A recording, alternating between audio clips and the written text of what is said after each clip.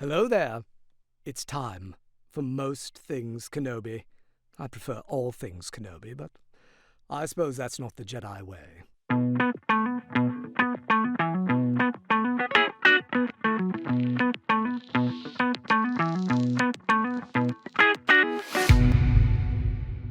Hi, everyone. Welcome to another episode of Most Things Kenobi, a podcast about Obi-Wan Kenobi and all things Star Wars. I'm your host, Lauren. And I'm your host, Leanne. And this week, we are going with something that our patrons chose on Patreon, how Leia Organa is like her parents, Padme and Anakin. This was by popular demand. We did a little poll on our Patreon, and 100% of the people who voted wanted us to talk about Leia. We'll talk about Luke at some point in the future, maybe even next episode, but everyone is still feeling their feels from the Kenobi series, and they want more Leia.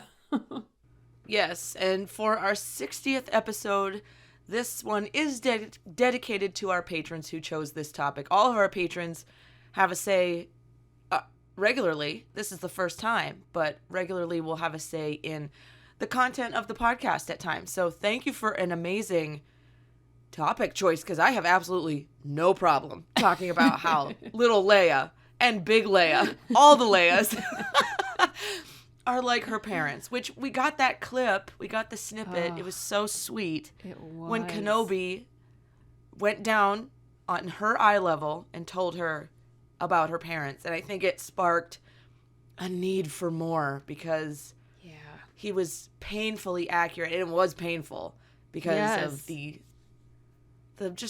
bittersweet tone of his voice. And when they started playing Leia's theme underneath, theme. That is when I just lost my shit. That music is beautiful anyway. That theme is beautiful. It's one of my favorite Star Wars themes. It gets me every time. And I've got to know if there is any, raise your hands out there. If every time you hear Leia's theme, you get a little bit choked up, because I do. Hands up. Yep, raise your hand. Yep. Yep. We're both hands up. Every time. That one, it's beautiful, but like also heartbreaking. It's a little melancholy at the same time. It just is. It's just beautiful. Yes. Anyway, now I have chills again. I'm excited to talk about this, though. This is like, there are obvious things and then less obvious things to me that I was actually very pleased and shocked to discover as I was researching. God, can you tell I'm tired? I'm already like inverting my sentences. It's all good. It's been a long week. It sure has. Yeah, for both of us. Holy shit. But this is why we have Star Wars. It sustains us. Yes, it does. It really does. Gives us... And our listeners. My God. Yeah. We need this. We all need this we so need much. you. Oh. But this is one of my favorite topics, talking about how the Skywalker twins are like their parents. Specifically, now that we have so much more on the character of Leia. Yeah. Man, it just kind of opened it up even further. Yeah. And Vivian's portrayal of Leia was spot on. So I would say that we have a very nice, continuous, fluid growth pattern here happening from her little character, her younger self, I should say, to her more adult self that we know much more about. So I have a question to kick this off. Awesome. Do you think Leia is more like her mother or her father? And I guess we're going to get into it. Yeah. But just before we do you have an initial feeling on that? I had an easier time coming up with similarities with Anakin, honestly. Yes. Yes. She has a lot in common with Padme, and maybe I'm a little blind to Padme because I find her frustrating. But you find the actress frustrating. Well, yeah, and like the character is very frustrating to me in the movies and not in Clone Wars, but like in the movies. Oh, I agree. I get very frustrated. Yeah, I agree. But yeah, I definitely see a lot of Anakin in Leia. And like in many ways, not just in the most obvious sense. So yeah, that's what I would say. What about you? Oh, same. Yeah. I've always felt, and while this episode isn't about Luke, I've always felt that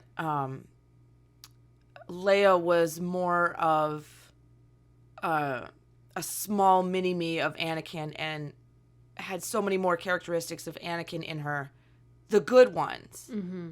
So sometimes the ones that are a little off-putting as well. I mean, Leia is very strong in her presentation, and so is Anakin. Yeah. You know?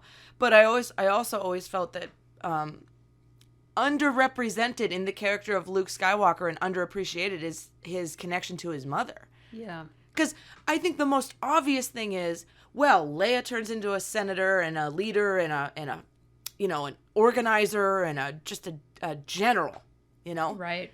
And it's that at its most obvious level is very Padme. Yeah. But it's how she leads. It's how she gets people, rallies the troops. You know, it's very Anakin. Yeah. You know, think of the Clone Wars where he could literally level with any one of those clones and they all respected him. Yeah, I totally agree. It's yes, Padme's obvious connection is the political thing. I mean, they and do... the will to bring people together. Yes. You know, yes.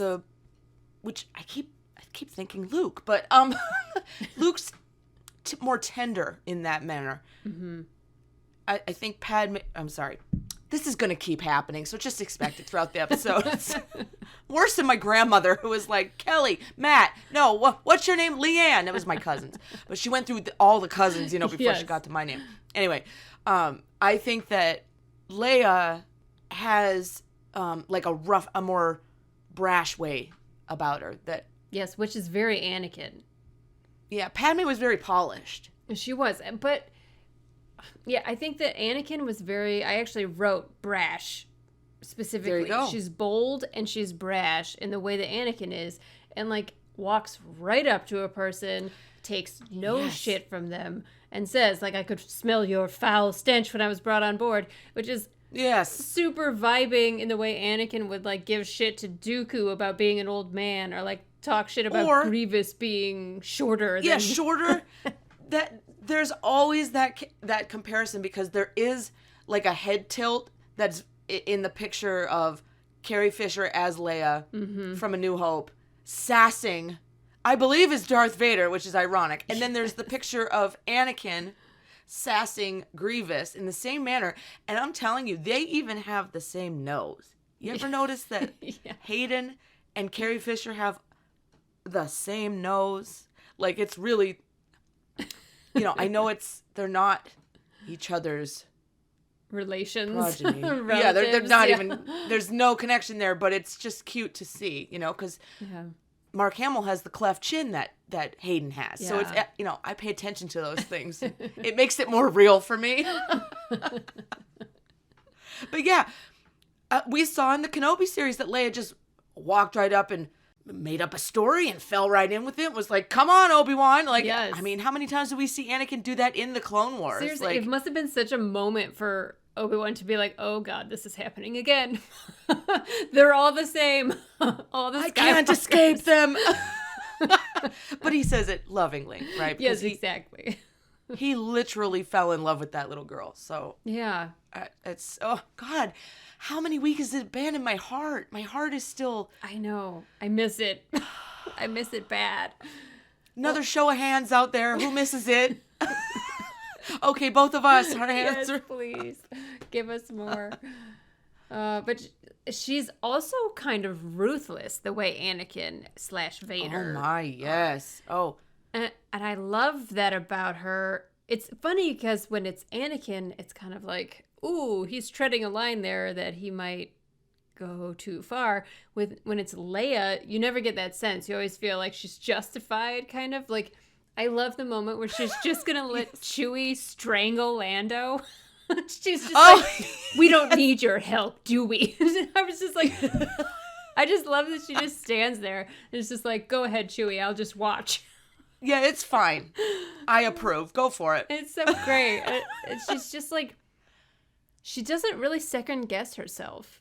you know, and I see that a lot in Anakin as well. You know, it's like he also can be ruthless, especially if like there's a job that needs to be done. He doesn't second guess himself. He just does what needs to be done. Especially you see that in Clone Wars a lot. And I thought that was an interesting line to tread, because the other thing that I saw that they really have in common is that they both change their path to save a loved one. Like, absolutely, that's a good point. Yeah, because like Leia is training with Luke to be a Jedi, and then she sees the death of her son and decides that she doesn't want to keep going forward on this path if this is where it's going to lead. And Anakin sees the death of his wife and also decides to change course to save her, and it doesn't save either of them. That is a beautiful point. And beautiful in the sense that it is Star Wars beautiful, as in painful. Yeah, yeah. And it's done for different purposes. Like, they have different... Like, I don't believe that Leia trying to save Ben is selfish. I think it's to try and protect someone she loves, but not because, like, Anakin's was, like, possession, where he couldn't bear to live without Padme. Yes. Whereas I think it's... Any mother wouldn't want, you know, to like a mother's intuition. Yeah, exactly. Yeah, save your child. So I think that the root is obviously the same, that they are worried for the well-being of their loved one, but like they come at it from different sides, but they still get the same result. So I thought that was kind of heartbreaking and interesting. For sure. Fuck you, Star Wars. God damn it. I never looked at that way, and you summed that up pretty damn well. Yeah, that's a good one. It's a shame, too, because of the amount of loss that I mean, both of them have experienced insane amounts of loss. Yeah. Truly. They both lost their parents. You know? Leia lost her parents because of her father, which she didn't know at the time. Her birth father, like, not true. Bail. Yeah. But it's interesting because Anakin lost his mother. He didn't have a father, but like, you know, he couldn't save his mother. It's just they both carry this pain, but they just move forward, you know? We never see Leia mourn Alderaan, really. She never gets a chance to. No. I believe in headcanon time, in her personal time away from everyone, she has private moments. She has to. She must, yeah. Not great for films or entertainment, perhaps. But I do believe that she isn't so cold as to not mourn. You know what I mean? Yes. Yeah, I agree with you. But conversely speaking, Padme had an entire family. Sister, mother, father. You could say that her handmaidens and the queens that came before her, all part of a succession of family members, if you will, both adopted and biological. So she had a great support system and didn't necessarily experience the kind of loss that Anakin did or that Leia eventually did. But I think it taught Padme really great traits in, like, to nurture the ones around you. So, for example, Ahsoka, right? Yeah. Padme is the unofficial mother of Ahsoka. Anakin is the unofficial father of Ahsoka in my headcanon world. But they both loved her and nurtured her, and it's natural for Padme to nurture. And I think that we see that with Leia and Rey. She had no reason to take Rey on. Yeah. But she believed in her and saw something in her and had enough, she nurtured that and believed in her. And I like the parallel that I believe that's a lot of Padme, because, you know, there's the trouble with the Jedi, right? Anakin loved Ahsoka, baby sister, you know, but they couldn't ever just naturally show it. But Padme was able to show comfort and love to whoever she needed to, you know, whoever was in need, but Ahsoka especially. So I like the comparison that Leia had that in her. She nurtured people in the ranks, such as Poe. I mean, Leia knew Poe's mother. And so when Poe lost his parents, she nurtured Poe into being the best leader that he was. But on the flip side, I think she truly loved Rey and saw something really special in her, obviously. Yeah, I agree. Well, she has a natural kindness that is similar to Padme. You know how Padme found Anakin in the ship once they'd left Tatooine and he was freezing cold and she put her robe on him. And Leia does the same thing in the sense that she comforts Luke right after Obi-Wan dies, even though now we see that she was also suffering loss. God. And it kind of strikes me because you forget this because you see Poe and Finn arrive at the base and they're talking to Leia. When Leia first sees Rey come off the ship after Han is dead, they've never met. And the very first thing they do is hug each other. Yeah, and there's tears. Yeah. They have a shared connection right off the bat. And maybe you can feel that through the Force. Like, Leia never got rid of her ability with the Force. She just chose not to utilize it. So I do think that they felt each other. They felt that loss. Yeah. Rey really cared about Han. Yeah. In the short period that they knew each other. Well, that's just how good Han is, right? Everybody just... Well, they Han. connected, right? They have that great, the way she was talking about bypassing the compressor, and he was just looking at her like, who the hell are you?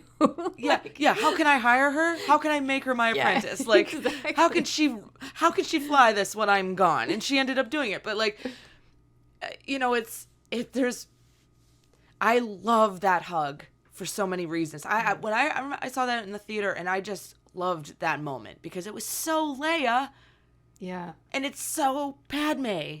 Yes. Yeah, it's like they're just naturally warm and kind. That's just, And they also are just, Padme and Leia are also so willing to do the right thing despite, the personal cost to them. Yeah. Yeah, they don't even think twice. I mean, it's service before self. Mm-hmm. Yeah, and it's a great leader. They're great leaders. Boy, wouldn't it be nice to have some of those in real life? Jeez, man. I just got back from a whole class teaching us how to lead. Yeah, I mean, it's as a servant. It is a skill, right? It is. It is. It's a learned skill. Yes, not everyone is born that way, and it just. But everyone has the potential. Yeah, and it's a choice. It's an absolute choice. Yes, but also you don't see either Padme or Leia guilting people who don't want to make that personal sacrifice. It's like they might be willing to help the rebellion or help the Senate or whatever, but not at the cost of their own personal family. But you never see them casting shade for people who have that opinion necessarily. It's like right. And they're so diplomatic too. They're willing to hear other points of view. Like when Padme goes to see, is it Mina Buntori or something? Yes. Because Lex, right, is the son. Yes. I'm pretty sure I'm mispronouncing the last name. I'm doing this off the top of my head, but Buntori, yeah, that's it. So she goes to hear their other point of view because she's feeling the loss of life is just, the toll is too large. It's time to at least hear the opposition's point of view and understand them. But I think Leia has that skill as well. She also shares it she shares the exact same skill from Anakin in a much different manner of there's a job to be done and I will tackle it and we must do this. And in the Clone Wars specifically, Anakin is very okay, I see A and we need to get to B and I'm going to do whatever it takes to get to B, but Obi-Wan's constantly trying to slow him down. Think a little bit. We gotta worry about this and we gotta worry about that and what might happen with this. But Leia is also we gotta get from A to B. Yeah. And I think she does methodically think through it, but I think she may have a tendency to not, because if there's a job to be tackled, I mean, look at her in the Kenobi series. Granted, she's much younger and doesn't have the experience, but she needs, okay, we have a problem. Let's storm in, take care of it, and get to the end result type of deal, Yeah. I feel like she probably learned more to be more methodical after the Kenobi series. You definitely see that. I think Luke is more likely to be the one until Return of the Jedi, when he's fully matured into a Jedi. he's more likely to go like barreling in without really giving it any thought. Whereas by the time you see the sequel trilogy, especially when you see like Poe, Leia is trying to like stop Poe from being that way. It's like, I have a plan. Oh, so she's like Kenobi too. She is. She is. She's so much like Obi-Wan actually in so many ways, and now we kind of like understand why. And it's like she's like, I have a plan. Would you just shut up and let me do my thing? Like, I've thought it out. Stop acting rashly, you know. And that comes with a learned experience. You got to go through trial and error to see, like, okay, this doesn't work. I got to slow down. Anakin never got to that point. Yeah. Due to circumstance here. But loss of limbs and fire and lava. all of the things that happen. So I think perhaps she saw a little bit of herself in Poe and was just like, I'm trying to make you a leader, but you got to slow down and breathe. You know what I mean? Yeah. Maybe a little Han, maybe a little Luke in there as well. Maybe all three. I've seen this shit before. I'm surrounded by men in my life who don't slow the hell down. I must be the one to slow down. And look fabulous while I do it. Oh, that is another thing. We have to talk about it. Yeah. Leia is brash, like you said. She is powerful. She is caring. She is a go-getter and sassy as fuck, right? Right in your face. Mm-hmm. But god damn it, does she pull it off with the hair and the clothes and the pomp. And that is so Padme. And now that we've seen Brea and Bail. Yes. Mm-hmm. I mean, there isn't a hair out of place, even when she's running and going through the ice cave trying to get out of Hoth, not a hair out of place. Nope. Which is also very Kenobi. Oh, and you're damn right. You're damn right. Yes. Always true. so perfectly put together no matter what is going on. And well, I think appearance is very important. Yes. You can wear a poncho and be fabulous at the same time. Absolutely. How many examples have we seen of the poncho looking fabulous? Too many. Too many. Although I have a fabulous poncho. Do you? It's wool for the winter, and I never wear it. Oh, well, you live in the mountains. You need such a thing.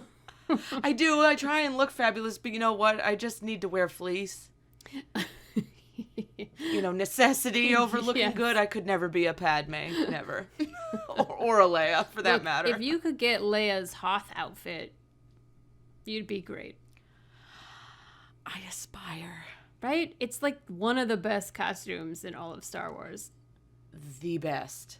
I just love it. I think people are pretty much always in love with Hoth Leia because she's so Hoth Leia fucking... is everything. Yes. She's leading. She's the last one to leave. Like, she refuses to go when she needs to. She's making out in the hallways. She's fighting in the hallways.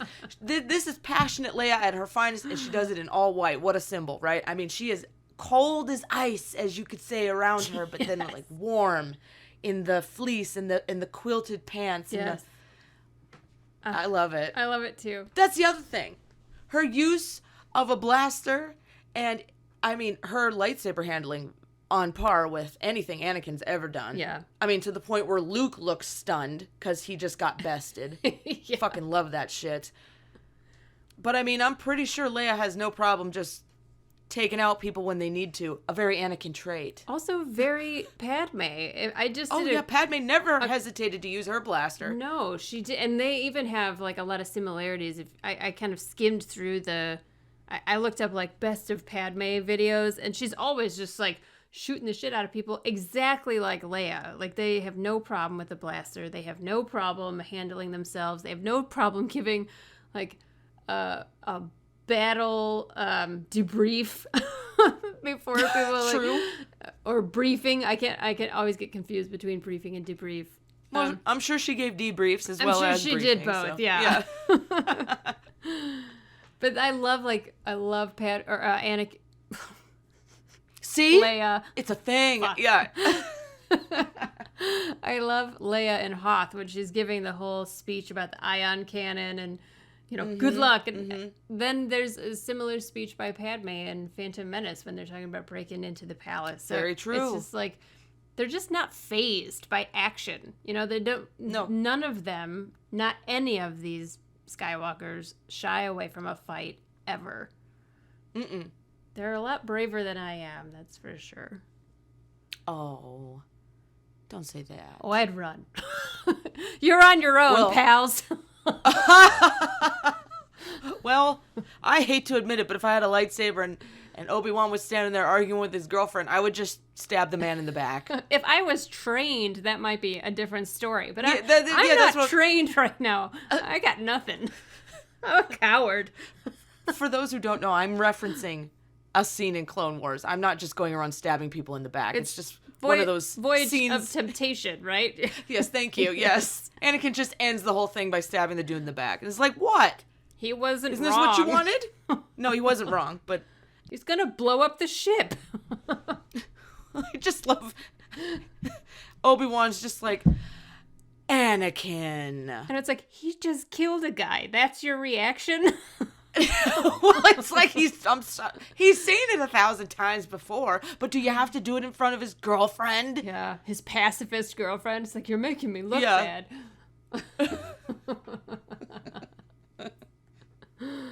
Well, also, Leia is very stubborn, just like Padme. Absolutely. Just like Anakin, just like Luke. These are family traits for sure. And I love her stubbornness. I do. I do too. I see it in myself. I loved that Kenobi called her out on it too. And she's like, I'm not stubborn. He's like, yes, you are.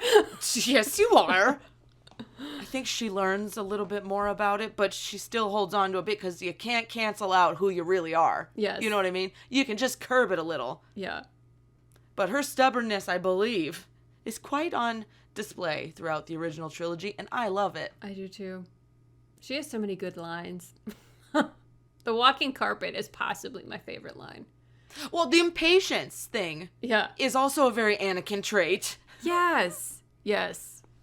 Anakin can't help it. It's also like a Luke thing too. So self-rescuing is also a very Anakin thing. Very resourceful. Yes. Yeah, a good under pressure. Mm-hmm. Excellent under pressure, I would say. Mm-hmm. Yeah. God, I love Leia. She's so fucking amazing. She's fucking great. There's a reason why she's the reason I got into Star Wars.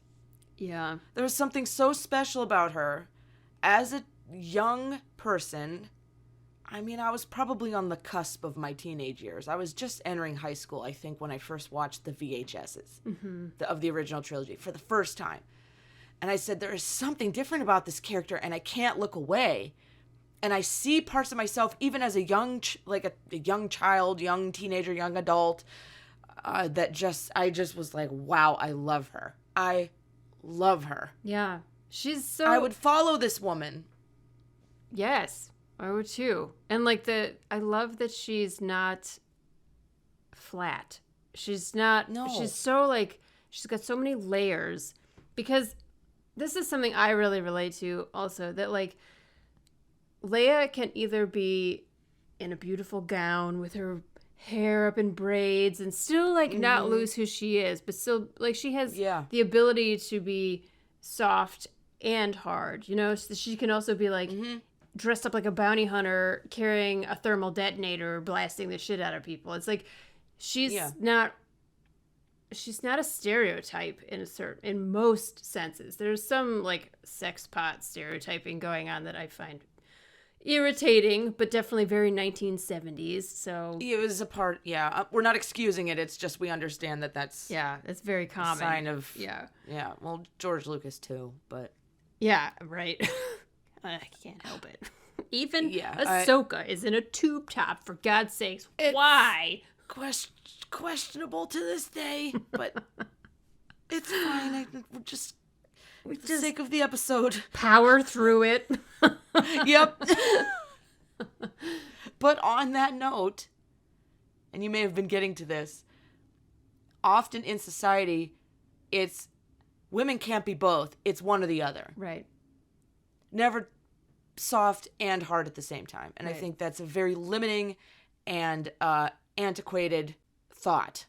Yeah, I totally agree. And it's just not realistic. Like, people have so many layers, so many sides. We can be girly and like, people called me a tomboy when I was a kid. I don't know if that phrase Same. is used anymore nowadays, but that's what I was called as a kid anyway.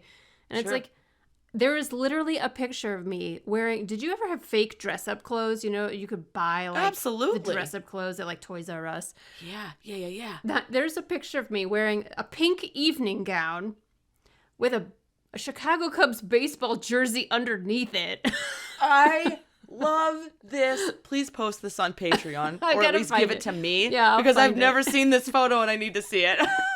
And it is like all of me wrapped up in one photo. It's like all the things. I was sporty, I was girly, I was a tomboy who wanted to like get dirty, and I also wanted to like have my nails painted. You know, it's just like, It's okay. and you see that reflection, you see it in Leia, and it's just like, Yes. oh, okay, I'm not a mutant. Well, look at how she put on the boots, the blaster, the gloves. She, at the very end of the Yes. Kenobi series, I love she put that. on her more masculine items, if you will, if we're If we're labeling. if we're gonna go with like old fashioned labels. Yeah. But she's the perfect mix. She walked right out there. She had her hair done. She had her chest. She was in the power pose, Yeah. But she had her blaster and her boots and the gloves, and Kenobi gave her some of those items. Mm-hmm. And she never lost that her entire life. And the way that they handled her younger self in this show is A+. And I'm so thankful we got it.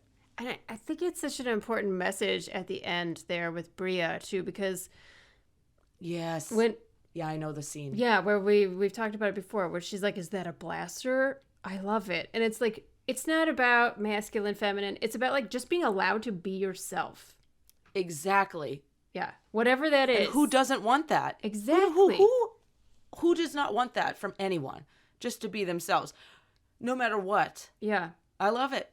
Bria is amazing. Yeah, and it's like the thing that I think we all yearn for on some level, one way or another. And so to see at least this character get that freedom finally, because we saw her fighting for it at the beginning of the show, and she finally gets that acceptance, and yeah, that hit deep. I don't know. It was just a really beautiful moment. Okay, so at the end of the Kenobi series, Obi-Wan, like you said, comes down to eye level with her, and he tells her that she is wise, discerning, and kind-hearted like her mother. Yes. And then he says that she is passionate, fearless, and forthright like her father. And I love it. I do too. To pick 3 words to describe each, those are the perfect 3 words, honestly. Yes, and they're all like the kindest, most positive spin on that. Because forthright could be a negative thing. It's like Anakin's likeliness to say something that maybe isn't appropriate in mixed company or something like that. But it really is, ultimately, it's a very positive thing to be so honest. You know, like some people don't like honesty. It makes them uncomfortable. But if you're the kind of person who like thrives with that, like it's a really rare thing to have a person be like that straightforward with you, like Leia. She just like told Obi-Wan what was on her mind, no matter if she thought he was a grandpa or what. Yeah, yes, exactly. She's so cute. Oh my god, she did And such a good job. it would be so hard to be Obi-Wan in those moments, thinking back to those 2 special people in his life that he knew and literally grew up with. I mean, he matured at the same rate that Padme did and Anakin did, but all at different ages, right? They all had to mature after the death of Qui-Gon. Yeah. And the beginning of this war facilitated their growth, right? Yes. And isn't that just something that Leia and Luke's maturity was also facilitated in some way by a war? That it was linked to those 2 characters, Obi-Wan and Anakin, in a sense. So it really is full circle. And I love every second of it. Yeah. I am so glad we have Leia, because without Leia, who would be my girl that I look to, There's so many great lead female stars out there, strong female characters, however you want to call it, but like Leia is mine, the original. Yeah, and who to play her better than Carrie Fisher? Absolutely. My God. And Carrie Fisher lived it every day. Oh my gosh, for better or worse. Those traits. Those traits of her mother, yes. Yeah. Carrie Fisher may have been the most of all like Anakin Skywalker. Oh my gosh, yes. If you know what I mean. Yeah. Bless her heart. I know. We love you, Carrie. Didn't she say, she's like, I am Leia and Leia is me? There's, it like, got to a point where she couldn't remove herself. And Billie Lourd, Carrie's daughter, said, Leia is my mother and my mother is Leia. That's it. Yeah. And I believe it. It's true. It's true. It really is. Oh. Carry on. Oh. Carry on.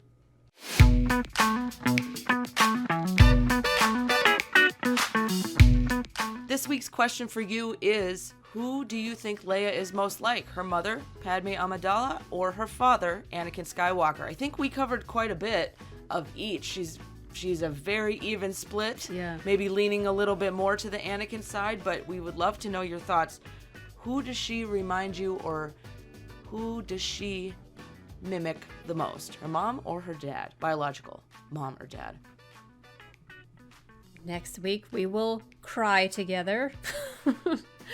Because Star Wars is pain. Yes, because that's guaranteed to happen at least one time in your life. Leanne and I are going to break down our top 5 moments from Clone Wars that always make us cry. Like, guaranteed losing our shit. Yes. And why emotion is so important in a storyline in general. Bring the emotion in these things, you know? Yeah. We found that out in the Kenobi series, that emotional stuff is just as important as the flashy blasters and lightsabers, and so yeah, we're gonna go hit the feels next week. Bring your tissue boxes. Last week we discussed the Wills and what we did and did not know about them, and our friend Silly Jelly Goatee, I hope I'm pronouncing that correctly, wrote to us on our Tumblr a very lengthy message, which we love, but I'm going to try and condense it down into one point of several.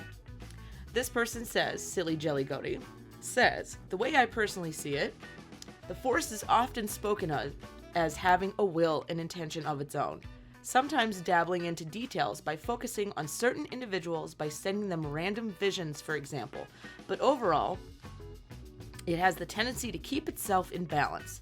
The part of the Force that has its own thinking, in a sense, are the Wills.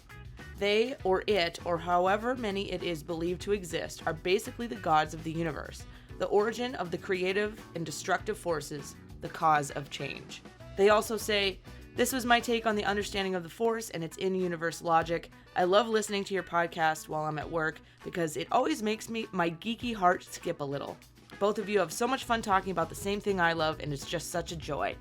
Well, you are extremely well-versed in this topic, given the message you sent us, so thank you so much for explaining your point of view. I know I didn't get a chance to read all of it here, but these are the kind of comments we love when people deep dive into things.